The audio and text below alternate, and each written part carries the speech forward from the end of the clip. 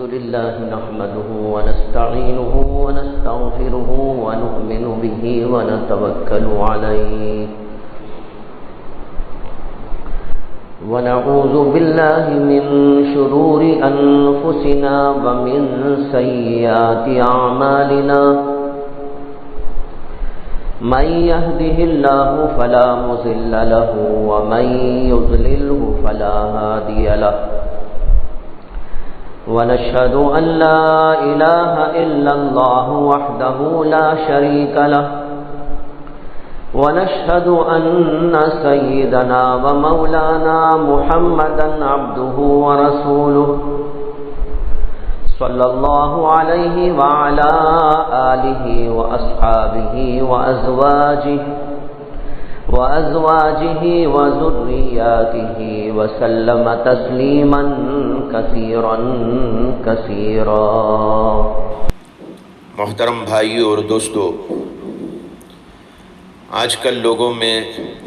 ایک بات کا ذکر مذاکرہ ہو رہا ہے کہ ثریا ستارے کے طلوع ہونے پر دنیا میں موجود وبائیں ختم ہو جاتی ہیں. بعض حضرات نے مجھ سے اس سلسلے میں وضاحت طلب کی کہ کیا کوئی بات احادیث کے اندر ایسی آئی ہے. لہذا میں نے اس سلسلے میں ایک تحریر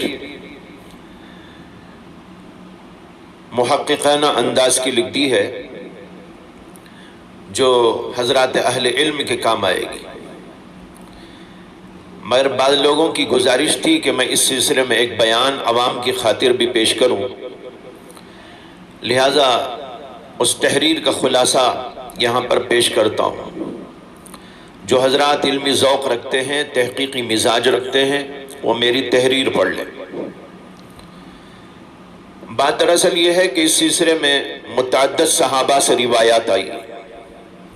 اور ان میں سے بعض احادیث صحیح بھی ہیں اور بعض کے اندر علماء نے کچھ کلام کیا ہے. چنانچہ امام احمد بن حنبل رحمہ اللہ نے اپنے مسند میں اور امام طحاوی رحمۃ اللہ علیہ نے اپنی کتاب مشکل الآثار میں روایت کیا ہے کہ حضرت سیدنا ابو ہریرہ رضی اللہ تعالی عنہ نے ارشاد فرمایا کہ رسول اکرم صلی اللہ علیہ وسلم نے ارشاد فرمایا ما طلع النجم صباحا قط وتقوم عاهة الا رفعت عنهم او خفت. اس کا ترجمہ یہ ہے کہ اللہ کے رسول علیہ السلام نے فرمایا کہ ستارہ طلوع نہیں ہوا اس حال میں کہ کوئی آفت قائم ہو مگر وہ اٹھا لی جاتی ہے یا وہ ہلکی کر دی جاتی ہے. یہی حدیث امام بزار نے اپنے مسند میں اور امام طبرانی نے معجم اوسط میں اور اسی طرح امام ابو الشیخ اصفہانی نے اپنی کتاب العظمہ میں بھی ذکر کیا. اگرچہ ان کے الفاظ میں تھوڑا تھوڑا فرق ہے لیکن ان سب احادیث کا حاصل ایک ہی ہے اور وہ یہ ہے کہ اللہ کے رسول صلی اللہ علیہ وسلم نے فرمایا کہ جب ستارہ صبح کے وقت میں طلوع ہوتا ہے اور دنیا میں کوئی آفت اور وبا موجود ہوتی ہے تو وہ وبا اور آفت یا تو سرے سے ختم ہو جاتی ہے یا ہلکی پڑ جاتی ہے. مگر جتنے حوالے میں نے اوپر دیے ہیں امام احمد، امام طحاوی اور اسی طرح طبرانی، بزار، ان سب کی سندوں میں ایک راوی اصل بن سفیان ہے. بعض لوگوں نے اس کو اصل بن سفیان بھی پڑھا ہے اور اس راوی کو اکثر محدثین نے ضعیف قرار دیا ہے. لیکن بعض محدثین نے اس راوی کی تعریف اور توثیق بھی کی ہے. اس لیے بعض محدثین کرام اس حدیث کی سند کو حسن قرار دیتے ہیں. جیسے مشہور اور معروف امام حدیث، شارح حدیث علامہ عبد الرؤوف المناوی جو بڑے پائے کے محدث گزرے ہیں، انہوں نے اپنی کتاب التیسیر بشرح جامع الصغیر میں لکھا ہے کہ اس کی سند حسن ہے. لیکن میں ایک اور بات بھی آپ کو بتاؤں کہ اسی حدیث کو امام طحاوی رحمۃ اللہ علیہ نے اپنی کتاب مشکل الآثار میں ایک اور سند کے ساتھ بھی روایت کیا ہے، اور وہ سند بالکل بے غبار اور صحیح ہے۔ اس میں وہ جو سند پیش کر رہے ہیں وہ یہ ہے: حدثنا احمد بن داؤد قال حدثنا اسماعیل بن سالم قال حدثنا محمد بن الحسن قال حدثنا ابو حنیفہ قال حدثنا عطاء عن ابی ہریرہ رضی اللہ تعالی عنہ۔ ہم سے حدیث بیان کی احمد بن داؤد نے، انہوں نے کہا کہ ہم سے حدیث بیان کی اسماعیل بن سالم نے، اور انہوں نے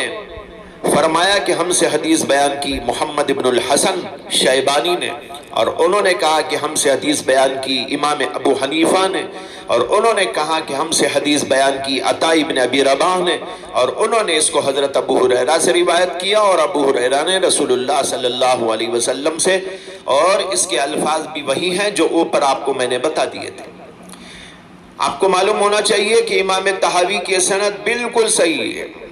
اس میں ابو حنیفہ بھی ہیں اور ان کے شاگرد امام محمد بن الحسن شیبانی بھی ہیں، اور عطا ان کو سب جانتے ہیں کہ بڑے پائے کے تابعی،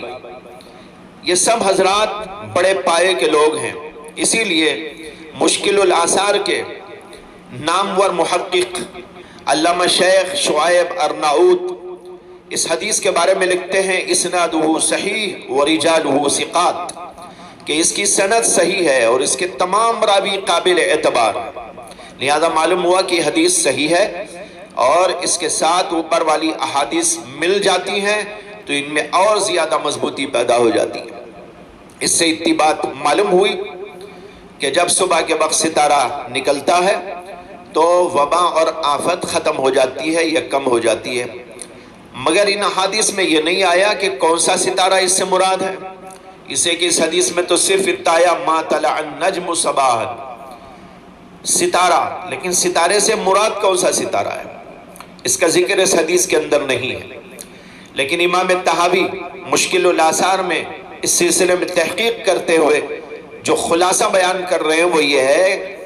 کہ وہ کہتے ہیں کہ ابن عمر کی ایک حدیث سے معلوم ہوتا ہے کہ مراد اس سے ثریا ستارہ ہے۔ پھر اس کے بعد لکھتے ہیں کہ ہم نے اس کی تحقیق کی کہ وہ ستارہ کس ماہ میں اور کس تاریخ میں نکلتا ہے، تو معلوم ہوا کہ وہ ماہ ایار ہے، یعنی مئی کا مہینہ، اور اس کی 12 تاریخ کو نکلتا ہے۔ اس میں امام طحاوی نے صراحتاً بتایا کہ یہ صبح کے وقت نکلتا ہے تو یہ ثریا ستارہ 12 مئی کی تاریخ کو نکلتا ہے، اور یہی بات علامہ ابو عمر ابن عبد البر المالکی نے اپنی کتاب التمہید کے اندر بھی لکھی۔ بہرحال اصول حدیث کے مطابق یہ حدیث صحیح قرار پاتی ہے، جیسے کہ مختصراً میں نے عرض کیا۔ تفصیل دیکھنا ہو تو میرے اس مضمون کے اندر اس کو دیکھا جا سکتا ہے۔ اس سے یہ بات صاف طور پر معلوم ہوئی کہ اللہ تعالیٰ کی عادت ہے اور سنت ہے کہ جب دنیا میں کوئی وبا اور بیماری ہو اور ثریا ستارہ صبح کے وقت طلوع ہو تو اللہ تبارک و تعالیٰ اس وبا کو یا تو ختم کر دیتے ہیں یا اس میں تخفیف کر دیتے ہیں۔ اس حدیث کی بنا پر اللہ تعالیٰ سے یہ امید رکھنا چاہیے کہ وہ موجودہ وبا کو بھی مئی کے مہینے میں دور کر دیں گے انشاءاللہ۔ اور یہ حدیث ہمارے لیے ایک بہت بڑی خوشخبری ہے۔ مگر بھائیو، یہاں ایک تو یہ بات ذہن میں رکھنا چاہیے کہ جو بھی ہوتا ہے وہ اللہ کے حکم اور اس کی مشیت سے ہوتا ہے، از خود کچھ نہیں ہوتا۔ لہٰذا ثریا کا نکلنا محض ایک علامت ہے، وہ خود کوئی مؤثر چیز نہیں ہے۔ دوسری یہ بھی سمجھ لینا ہے کہ اس خوشخبری کو سن کر کہیں ایسا نہ ہو کہ خوشی کے مارے ہم غفلت میں مبتلا ہو جائیں،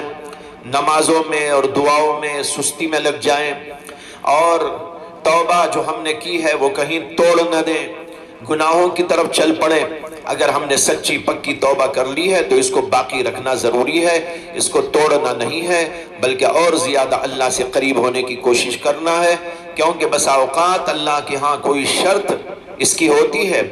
اور وہ ہم نے پوری نہ کی تو ہو سکتا ہے کہ اس کا تحقق نہ ہو۔ لہذا میں عرض کروں گا کہ توبہ اور استغفار